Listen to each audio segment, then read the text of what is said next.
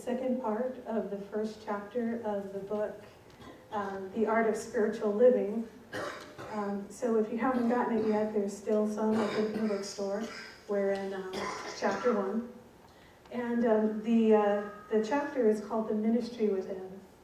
And one of the things that has been really interesting is kind of reading that freshly, reading it newly.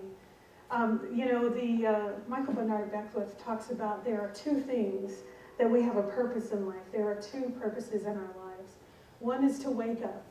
One is to achieve this sense of a deepening of our awareness of what is so, of spirit living in us. And the second is to be a beneficial presence on the planet. So those of you who were here for a question and answer service, I think I got asked a question about that. And I'm going to go into that a little more about what is our purpose here on the planet and how does this idea of oneness really play into this. When I was thinking about the talk for today, I was reminded of myself probably 10 years ago, maybe more recent than that, where I was in a situation where I found myself the mother of a single mother.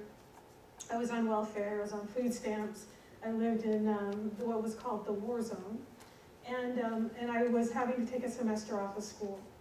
And everyone in my family was kind of, embarrassed of me. Let's just say they were just embarrassed. They had all these hopes on who I was going to be, and it was just not going that way. People cut themselves off, called me occasionally, by the way, did you know how disappointed we are with you? And that wasn't very fun. And so I kind of took on this thought that success was the best revenge. And what I started doing was I started defining myself by my next accomplishment. So I said, okay, I'm going to be okay with myself when I finish undergrad and when I get this set of awards. So, I got into undergrad, set of awards. Well, when I get into law school, then I got into law school. Well, when I finish first year, then I finished first year. Then, okay, well, and people say, well, that's great, you're in law school, blah, blah, blah, my daughter's like 2 years old, Oh, well, it's only good until I graduate. Say, congratulate me when I graduate. When I graduate, congratulate me when I pass the bar. I pass the bar. Congratulate me when I get my first job. And on and on and on and on. I'm never able to be okay with where I am. And why is that? That's because real peace and satisfaction absolutely never comes from the circumstances. We think that there are things in our life that are missing. We think, oh, when I have this particular set of circumstances, when I have my bank account this way, when I have my house paid off, when I'm driving this particular car, when I have this particular relationship, when my career looks like this and that, then I'll be at peace. And I absolutely guarantee you that that is not true. I think we all know this. That a certain set of circumstances never brings peace. It never brings happiness. Why is that? Because it's our egos that are designed to create within us an idea of separation from who we really are. So it will tell us that these set of circumstances will make us happy or sad. I'm in a great relationship. I'm happy, right? I was on Facebook. There's a picture of Annette and I. And one of my relatives from, long lost past relatives that find you on Facebook says, oh, you look so happy. It looks like she's making you happy. I love Annette dearly. And I'm happy with her, but she doesn't make me happy. I've told her from 12 years ago she doesn't have those kind of powers. Because happiness comes from within us. And there's nothing anyone can do or say to create or destroy that for us.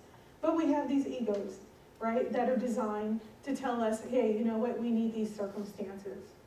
And so it works both ways. Things can't bring us happiness and things can't bring us peace, except for we find it within, right? And so what is this kingdom within? What is this place where God abides in us? The only place where we actually know that is when we're in a space of abiding in God and God abiding in us, and we are deepening our awareness of it. We know that this Spirit of the living God lives inside every single one of us, every single human being, every little entity on the planet has this thumbprint of the divine within us. We talked last week about how we were saying that there was the bath water, and whatever was in the bath water was in the cup that went in the bath water, that there was an absolute match, that everything that God is, we have in us. And it's just a matter of identifying and eliminating the places in us that are the separation. And often those ego places are those places of separation. And what we do a lot of in Science and Mind, what we do a lot here, is identifying what are those ego places where we have identified separation or limiting beliefs or thoughts that we're separate from anyone else. And I think that's really one of the things that's most exciting about what we study here, is knowing that deep within us, deep within this space of oneness in us, that there is that peace that cannot be separated from us, that there is no such thing as us being separate from God, that there's nothing we could do that would separate or limit our experience of God. And that's one of the things that's most important for me. Now, one of the things is that we can't be eclipsed by circumstances. And we talked about how sometimes it seems that life is just so in your face. I think I called it the octopus in your face. That we're so here with our issues that sometimes it eclipses our experience of the divine. And so then the question is always, how do we get back to that true knowing of where that space is within us? How do we get back inside? How do we, get past all of this? And we talked about how we call on the God in us. And even if we say, I'm calling on the God in us, and if it has to show up out there so where I can see it, then let me show it up. Let it show up. And I've had that experience so many times where I've been a call for help. It's like, I know God is in me. I know it's here. I know it's real. I'm not seeing it. All I'm seeing is this. Show me, show me, show me. And in those situations, because I know from within me that what's mirroring outside of me is within me, always there's been the perfect person to offer that relief. There's been the perfect person, the perfect doctor shows up, the perfect, friend shows up. Someone will happen to be walking by this street with a crowbar, and that's exactly what I need, So when I get locked out of a door and someone comes by and knows how to pick the lock, it doesn't matter. There's always that type of angel who's willing to come and provide that for us, because we know that we have that God within us, and we can just call out and it mirrors back. The thing is that what is mostly missing is there's the head knowledge. The head knowledge of knowing that God is there. It does us no good. Knowing makes no difference. So it doesn't matter that we know God's inside of us. What matters is our experience of God inside of us. It's a head knowledge, our intellect, and that's one thing Joel Goldsmith is saying in this reading this week, is head knowledge doesn't give us what we need. It's the experience of the divine that has us be in a space of faith. It's the experience of the divine that has us be in a space of being able to deal with any circumstance, no matter what it is, no matter how it presents itself. The only thing that limits our experience of God is our willingness to experience God. So many times I've thought about, many of us, and Joel Goldsmith talks about how we are in a space of surrender. Like every morning we get up in this space of surrender. Many of us do this. We go about our lives, we get up and we say, God, use me. Use me for the best and highest for today. Have me be a light to the people that I come in contact with. I pray this all the time. Have me be of service in a profound way. Let the people that come into my presence be blessed. Have it be an experience ordained by God. I think of myself, if I were Jesus, the Christ consciousness itself walking into the room. What would people experience right now if the Christ consciousness itself walked into this room? And the reality is that I actually am the Christ consciousness itself walking into this room. So what do I expect that level of energy to be? What do I expect the possibility for healing to be? What do I expect the finances in every area of our lives to be when I know that I am actually the embodiment of that divine Christ consciousness walking into the room? What kind of connection would be there? What kind of breakthroughs would people have? We think about stories in the New Testament where people came up and they just touched the hem of Jesus' garment. And he would look at them, and what would he say? Your faith has made you whole. But they had faith because their faith was triggered by that power of the divine that was present in the room as well. So there's twofold lessons. We know that that Christ consciousness is in us. So we know that the degree of our faith will make us whole. So many times when I think about that, and I say, use me, use me, use me, use me, there's a little bit of holdback. You know, I had to be honest about that. I'm like, okay, you can use me, and here's how you can do it. Right? And then I kind of give an enumerated list with some points on the ways in which I'm willing to be used by Spirit. But, you know, don't embarrass me. And, you know, don't have me go out in the skinny branches a little too far. I'm a little out of my comfort zone here. Come on, you know. And so what's really interesting about that is I had to really examine the places in me where I was not willing to be absolute abandonment to Spirit. Absolute abandonment. You know, it's really, there was a story, I always quote from this book, Autobiography of a Yogi, and there was this one guru in the mountains that he tells a story about. And this particular guru, this man had to go through like days of climbing and arduous, you know, cliff hanging and whatever to get this particular guru. So finally this man makes it up the mountain. He's like, okay, I'm here finally. I want to be your disciple. And the guru says, you know what, go jump off that cliff. The man says, okay. He jumps off the cliff to his death. And so then, of course, his disciples are horrified, right? And so then they tell him, he tells his disciples that are up there to go down there and get him. They bring the man's body back. The guru brings him back to life and says, you're absolutely a follower. You didn't have the karma to be here, but now that you did that, you showed that you did. I was like, I read that story, I was horrified. I'm like, I'm not jumping off the cliff. I'm like, he said jump off the cliff. I'm sure he meant it figuratively, right? But there's so many times where we are unwilling to jump off that cliff. And there are so many times in our lives we have to look at what are the limitations that are between us and absolute abandonment and absolute surrender to Spirit. You know, when we go into meditation, do we just absolutely give ourselves over to Spirit without question, without holding back? And that the places where we start looking at the places in our lives where we are a withhold. You know, I'm going to give myself to that relationship mostly.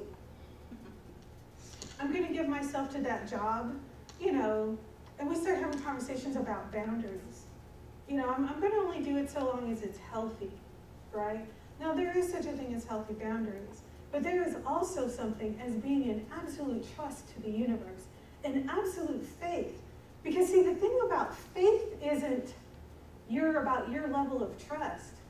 The thing about faith is our level of understanding of divine love. When we really understand the depth of how deeply God loves us, when we are in the space of understanding what infinite prosperity actually is, when we actually go into meditation and start realizing that God is absolutely infinite Spirit, that there is no beginning and no end. When we dive into that, it isn't an affirmative act for us to trust. It isn't like, oh, okay, I'm going to believe and I'm going to jump off the cliff. It is absolute knowing deep within us that there is an experience of an infinite source that is so profound we can never get our head around it. And so we just lean back and trust. We lean back and trust. We start feeling the body start getting sick. What do we do with it? Do we start trusting it because it's someone coughs, a couple of coughs, right? Do we start believing in that because it's physically apparent? All we do is trust, knowing that there is infinite health, that there is a life force in the universe right now pouring in, through, and as us as energy, that if you had the eyes to see it, you could see the light of it pouring forth from your body. And it is absolute health, that it is absolute wholeness, that it is absolute perfection. And the only limitation to that is our willingness to just let it pour through us But that really is the whole point of our existence, is deepening our awareness. Deepening our awareness. And what happens when we allow that awareness? I think that the thing that really struck me in the reading was this conversation about resurrection. You know, there's this quote in the Bible where Jesus says, I am the resurrection and I am the life, right? And Joel Goldsmith talks about how this Christ consciousness is the kingdom of God, and it is actually within us now, right? So what is inside of us now? What's inside of us now is resurrection. Resurrection of our life. Resurrection of the life within us that we killed off when we made these decisions to limit ourselves.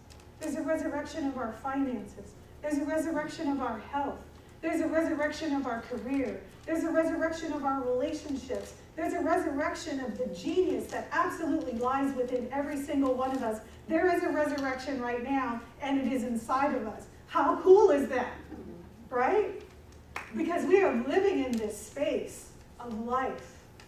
And as we give up our ego, and we give up our limitations, and we absolutely allow that stone to be rolled away inside of us and live inside this newness and this beauty, we are alive like never before. We are alive like never before.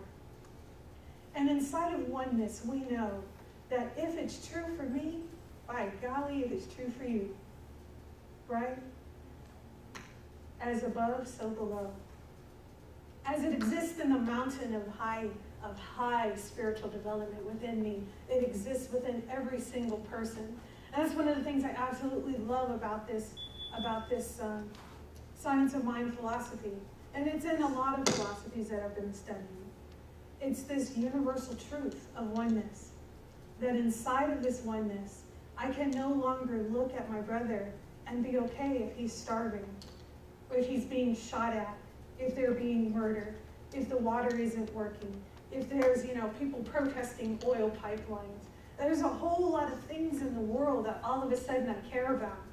And then that brings us back to this conversation about limitations. Okay, well, what if I care too much?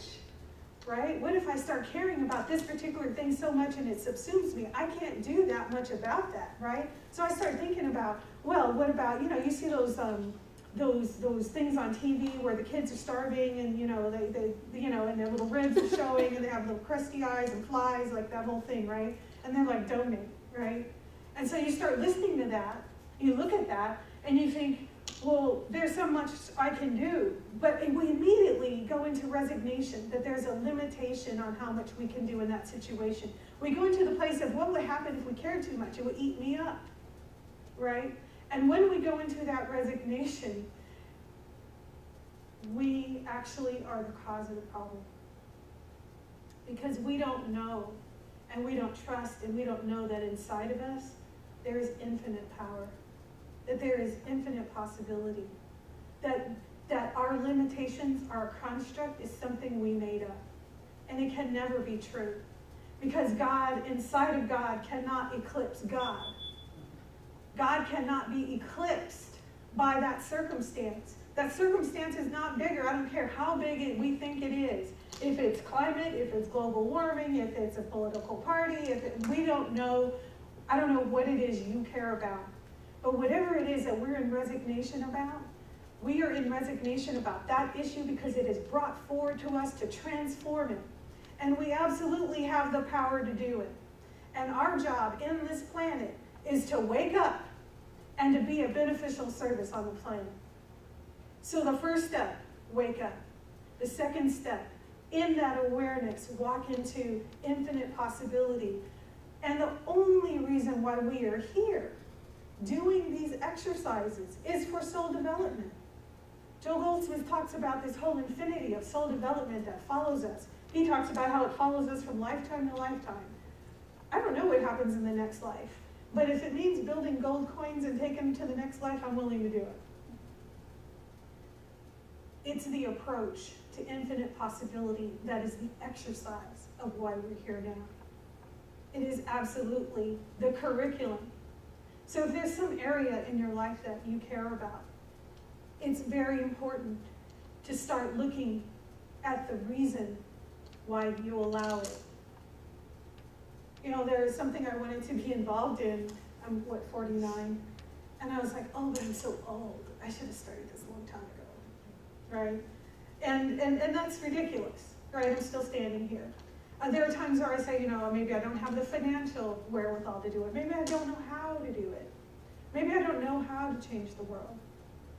But you know, inside of this conversation that we have about creating a world that works for everyone, Ken Gordon had done a video with some of their ministers.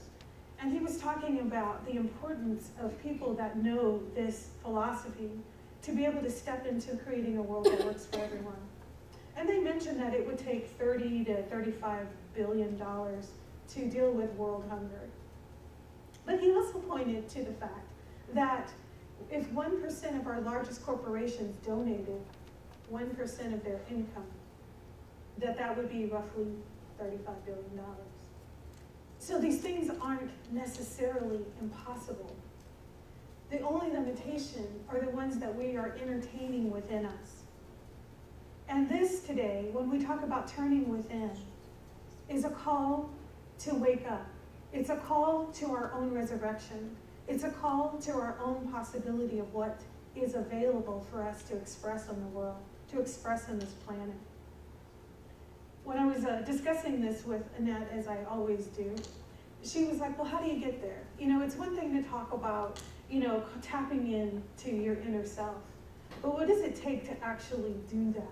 What does it take to actually get there into that space of where it gets away from, you know, just the knowing and understanding, like I understand with my head. And Joel Goldsmith talks about how this isn't an intellectual conversation, it's an experiential one. And he talked about that meditation is an actual contact with the divine. And two things he talked about. He talked about yesterday's manna, that you can't rely on yesterday's manna to feed you for today. A lot of people may not understand that reference. So the reference is that there was a time where, you know, the children of Israel, you know, the hordes of them were going through the desert and there really wasn't any food. So God would rain down manna from heaven, which was like some sort of sweet bread or something that they could use to cook with. But the thing is that so manna would come down, in the morning they would go, and like when the dew would come, the manna would be on the ground. So they'd gather the manna for the day. And so then if they thought, though, that they were going to save it for tomorrow and like store it up if they gathered too much, by the next morning it would be all spoiled. It would be like worms in it, and I mean, they really describe it in the Bible, and it would be spoiled the next day. And so then they had to trust that the next day there was going to be manna on the ground again, right? Well, when Joel Goldsmith talks about our meditation practice being like that manna, you know, when you really are in meditation and you really got that experience, it really is food from God. It really is that blessing, that ambrosia from the divine that you just really taste. It's good, it's good, it's good. But the next day, it's going to be important to wake up in the morning and start with surrender. I am that I am. I surrender to being of service and being in touch with that. Remember we talked about last week about touching back, touching back, touching back. That, you know, how we talked about 70 times 7 forgiveness. Well, we do the same thing with touching back with our spiritual practice. Touching back every minute we can, touching back. Because that manna isn't going to last, according to Joel Goldsmith, that you have to keep renewing ourselves, renewing ourselves in our spiritual practice. And so it's interesting, and there's also the term he mentioned about the Sabbath. And I grew up Seventh-day Adventist, so we worship on the Friday night sunset to Saturday night sunset. And I was really specific on knowing exactly the sunset at 7:06. Then I can turn on chips. But there's this idea of having a specific time set aside for your spiritual practice. And I think when we start talking about knowing how to, when we start taking out our limitations, and we start taking out these false beliefs, and we start walking in faith, we start walking in the places where we're out on the skinny branches and it's getting a little scary. In that particular place, that is where it's going to be more important than ever to touch back, and have our spiritual practice set aside, a sacred time, a sacred place where we can prioritize our spiritual practice. And that is actual contact according to what Joel Goldsmith says. He says that once we are in that space of that manner, that meditation, that all of our relationships become a joyous experience because now we know how to enjoy it. It becomes a joyous experience. Everything that we start touching has that ambrosia feel to it because we are in a space of being one with Spirit.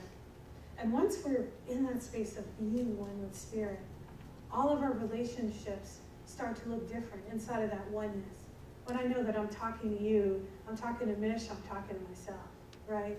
I'm talking to you, I'm talking to myself, and I know inside of me that there's absolute love. There's that absolute love for the divine. There's that absolute devotion, that beauty. And so I know when I'm talking to you, I have that namaste experience. The God in me blesses and honors the God in you. And in that space, our entire experience of our world shifts. And that's a thing of beauty. That's a thing of beauty. And it's certainly worth living for. And it's certainly, the title of that chapter is called The Ministry Within. Because before we minister out, we minister in. But because we're one with everyone, whenever we minister in, we minister out. And so we, by virtue of being in touch with our awareness and our oneness, we are a living vibrational ministry for everyone around us.